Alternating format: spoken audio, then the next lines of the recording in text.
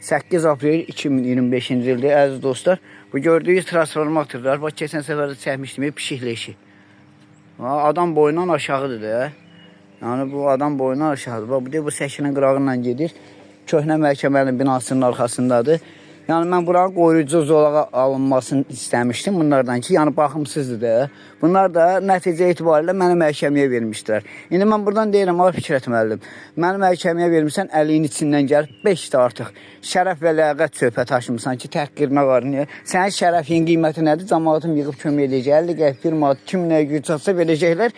Yəni məhkəmənin müəyyən elədiyi məbləğ ki olacaq. Ha, sənin şərəf və ləyaqətini təhqir elədiyim üçün onu ödəyəcəm, narahat olma. Amma sana deyirəm ki, elə sonuna qədər iddiasının arxasında durmayanda elə şərəfsizdir. Və mən də sabit deyirəm ki, bax, mən Vasif deyirəm, sonuna qədər məni məhkəməyə verib, apellasiyaya qədər səni qovacam, eyb yoxdur.